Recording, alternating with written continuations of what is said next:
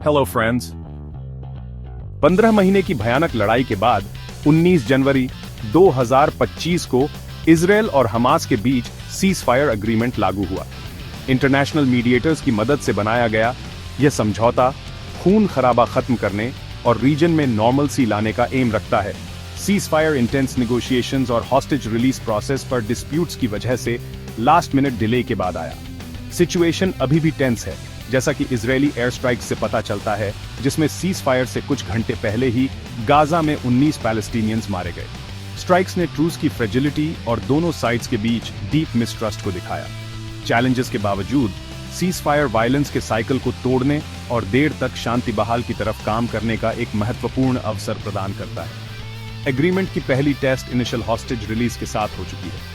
Hamas ने 3 Israeli women को release किया, जो 1 साल से ज्यादा समय से हमास के कब्जे में थी। उन्हें इजरायली अथॉरिटीज को ट्रांसफर किया गया और मेडिकल इवैल्यूएशंस कराई गईं। बदले में इजरायल ने 90 पैलेस्टीनियन प्रिजनर्स, जिनमें विमेन और माइनर्स भी शामिल हैं, ऑक्यूपाइड वेस्ट बैंक में रिलीज किया।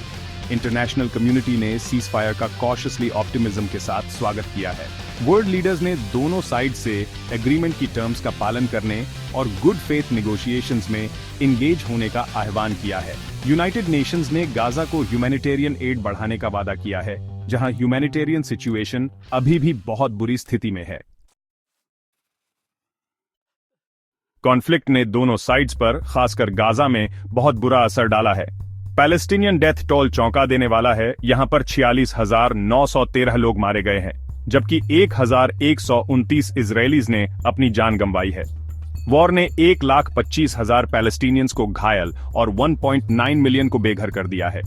गाजा का इंफ्रास्ट्रक्चर, जो युद्ध से पहले ही बहुत खराब था, अब 92% घर डिस्ट्रॉयड या डैमेज्ड होने से बिल्कुल तबाह हो गया है। गाजा में ह्यूमैनिटेरियन क्राइसिस बहुत गंभीर है। सभी हॉस्पिटल्स की स्थिति खराब है, एसेंशियल सप्लाईज कम है और युद्ध का साइकोलॉजिकल ट्रॉमा बहुत गहरा है। सीज फायर गाजा के लोगों के लिए, जिन्होंने यूनिमैजिनेबल तकलीफ सहा है, होप की एक किरण देता है। वॉर का इजरायल पर भी सिग्निफिकेंट इंपैक्ट पड़ा है। गाजा से रॉकेट अटैक्स के कांस्टेंट थ्रेट ने डेली लाइफ को डिसरप्ट किया है और इजरायली साइकी पर असर डाला है।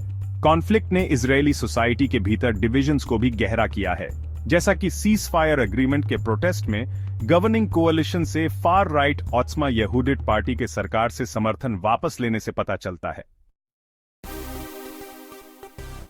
सीज फायर एग्रीमेंट डी-एस्केलेशन और रिबिल्डिंग के लिए 3 फेज प्रोसेस आउटलाइन करता है। पहला फेज, जो 42 दिन तक चलेगा, हॉस्टेजेस और प्रिजनर्स की फेज्ड रिलीज पर फोकस करेगा।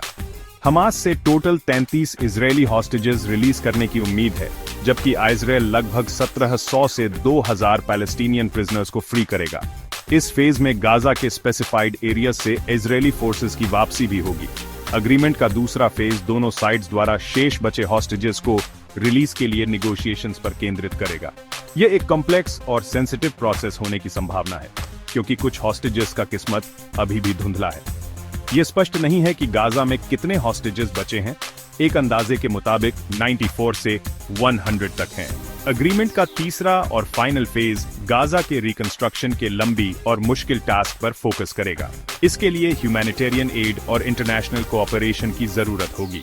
रिकंस्ट्रक्शन प्रोसेस की डिटेल्स, जिसमें इजरायली इन्वॉल्वमेंट की एक्सटेंट भी शामिल है, अभी भी निगोशिएट की जा रही है।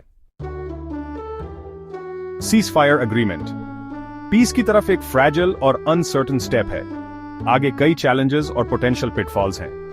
इजरायल और हमास के बीच डीप मिसट्रस्ट, गाजा में अन्य आर्म्ड ग्रुप्स की प्रेजेंस और क्षेत्र की कॉम्प्लेक्स पॉलिटिकल डायनामिक्स, ये सब लास्टिंग पीस के लिए सिग्निफिकेंट बाधा है। इंटरनेशनल कम्युनिटी का सीज फायर को सपोर्ट करने और दोनों साइड्स को निगोशिएटेड सेटलमेंट की तरफ काम करने के लिए एनकरेज करने में क्रूशियल रोल है। इसके लिए sustained diplomatic engagement, robust humanitarian assistance और कॉन्फ्लिक्ट के अंडरलाइंग कॉजेज को एड्रेस करने की कमिटमेंट की जरूरत होगी। पीस का रास्ता लंबा और मुश्किल होगा। हालांकि सीज फायर इजरायलीज और पैलेस्टीनियंस दोनों के लिए बेटर फ्यूचर की होप की एक किरण देता है। यह एक अपॉर्चुनिटी है जिसे बर्बाद नहीं किया जाना चाहिए।